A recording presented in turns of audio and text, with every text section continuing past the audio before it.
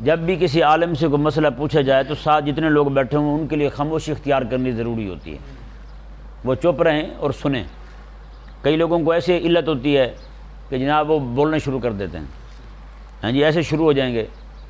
اب بھئی ان سے پوچھو، ممکن ہے کوئی ایسی بات بتائیں جو تیرے علم میں بھی نہ ہو، اور تو بول کے پہل کر کے تو اس کی ناراضگی کا سبب بن جائے، بعد میں وہ بیان ہی نہ کرے۔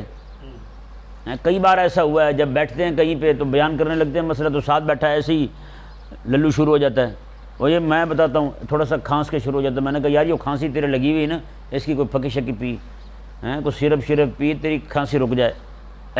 شروع ہو گیا۔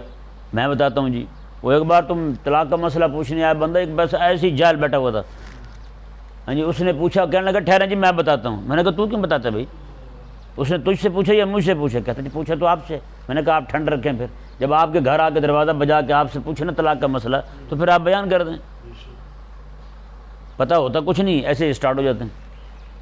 اور کئی لوگ ایسے ہوتے ہیں جب انہیں بیان کیا جائے نا وہ آگے سے پھر اپنا علم جھاڑنا شروع کر دیتے ہیں، شروع ہو جاتے ہیں۔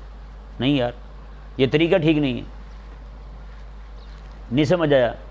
آپ معلوم ہے آپ کو تو ادب کے پیش نظر خاموشی اختیار کریں، خاموشی سے سن لیں، کچھ نہیں ہوتا، برداشت کریں۔ اگر کوئی چیز آپ کے پاس علم والی موجود بھی ہے تو پھر بھی آپ ذرا مہربانی کریں، ٹھنڈے رہیں۔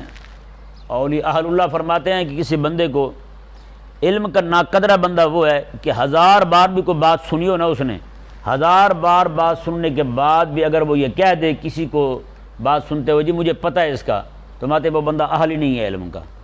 1000 بار بھی سنیے تو 1001 بار اگر سننی پڑ جائے تو وہ آگے سے یہ کہہ دے کہ مجھے پتہ ہے جی اس کا، آپ نہ سنائیں، تو ماتے وہ علم کا اہل ہی نہیں ہے۔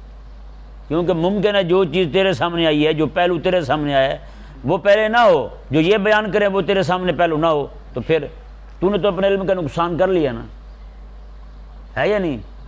ہاں تو اس لیے جو ہے نا چاہیے کہ بندہ جب بھی اہل علم کے پاس جائے تو وہاں جا کر خاموشی سے سنیں۔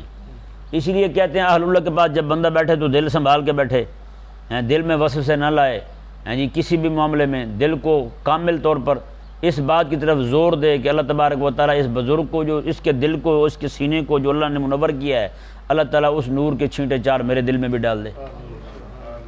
اس بات پہ زور دے کے بیٹھے، رب تعالیٰ کی بارگاہ میں محو دعا رہے، جی اور اس بزرگ کے دل کی طرف متوجہ رہے۔ تو یہ جو ہے نا طریقہ ہونا چاہیے، وہاں جا کر اپنے دل کو قابو رکھے، اور اہل علم کے پاس بیٹھ کر بندہ جو ہے اپنی زبان پہ قابو رکھے۔ یہ بڑا مشہور مقولہ ہے، عوام میں بھی مشہور ہے یہ بات کہ اہل اللہ کے پاس بیٹھیں تو اپنا دل سنبھال کے بیٹھیں، علماء کے پاس بیٹھیں تو زبان سنبھال کے بیٹھیں، بندہ نہ ہی بولے ایسا فضول۔